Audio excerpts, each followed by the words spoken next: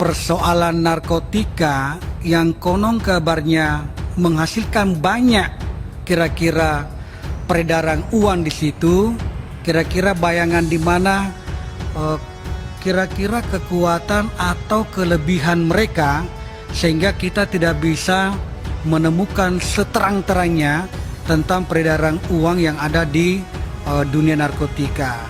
Selama periode 2016-2020 ada catatan yang kami dapatkan di sini 44,2 triliun yang dalam catatan kami. Dari jumlah tersebut ini nilai kejahatan terbesar pada tindak pidana narkotika yang saya sebutkan tadi itu mencapai 21,5 triliun. Kemudian tindak pidana penipuan, ternyata ini tindak pidana penipuan yang ada di Indonesia ini itu menempati pada posisi kedua, yaitu sebesar 14,2 triliun 32,08%. Terima kasih sudah klik video ini. Jangan lupa tekan tombol subscribe untuk bergabung. Dalam hitungan saya persilahkan kalian untuk tekan tombol subscribe. 10, 3, 2, 1. Saya ucapkan selamat bergabung dalam channel ini. Ada yang menarik perhatian bagi saya yang baru-baru Bapak lakukan, yang berkolaborasi dengan Bareskrim dalam rangka pengungkapan TPPU yang senilai 531 miliar. Tentu ini sangat menarik bagi kami karena bekerja bareng antara dua institusi dan melahirkan hasil yang bagus seperti ini itu tentu hal yang sangat excellent, kira-kira seperti itu.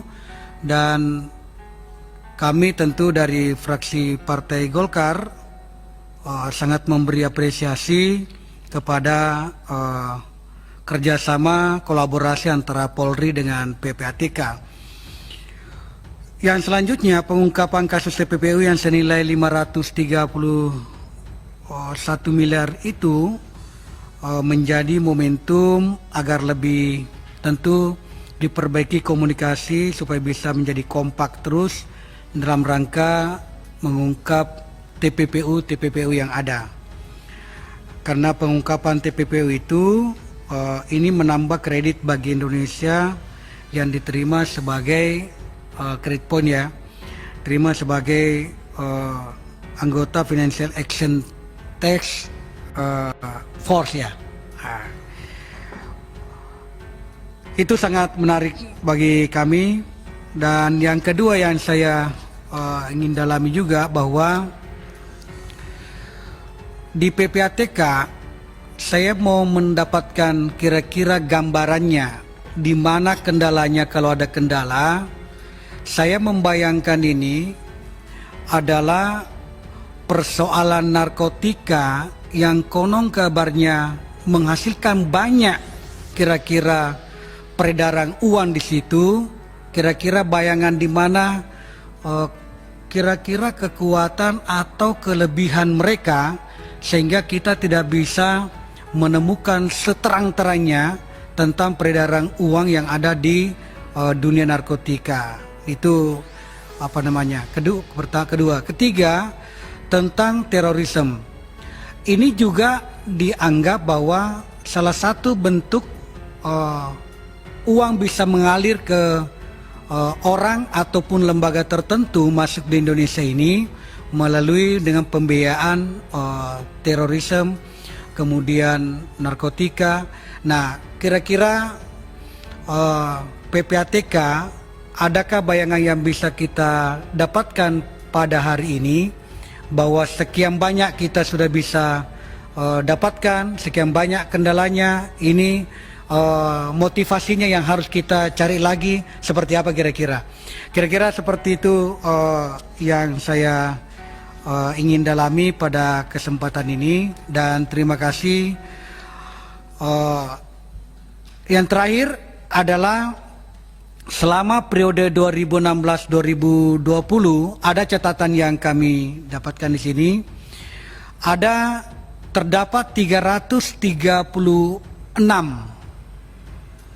putusan perkara pencucian uang yang telah berkekuatan hukum tetap dan telah teridentifikasi. Hal ini kan menunjukkan ada estimasi akumulasi nilai hasil kejahatan mencapai kurang lebih, menurut catatan kami bisa salah, 44,2 triliun yang dalam catatan kami.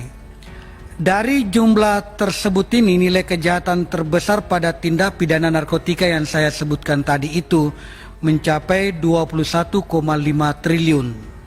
Nah, atau kalau dipersentasekan itu bisa mencapai 48%, Pak. Kemudian tindak pidana penipuan, ternyata ini tindak pidana penipuan yang ada di Indonesia ini itu menempati pada posisi kedua, yaitu sebesar 14,2 triliun 32,08%. Tindak pidana korupsi menempati pada posisi ternyata ketiga dalam catatan saya ini 5,05 triliun atau 11,4%. Kemudian tindak pidana yang lainnya penggelapan, pidana perbankan, pidana transfer dana, tindak pidana bidang perpajakan. Nah, ini tentu merusak, sangat-sangat betul merusak ini integritas sistem keuangan dan perekonomian yang ada di Republik ini. Kira-kira bisa diberikan bayangan di mana kira-kira adakah kendala yang dihadapi kawan-kawan di PPATK dalam rangka mengungkap semua itu. Saya kira itu, Pak. Terima kasih. Assalamualaikum warahmatullahi wabarakatuh. Saya kembalikan pimpinan.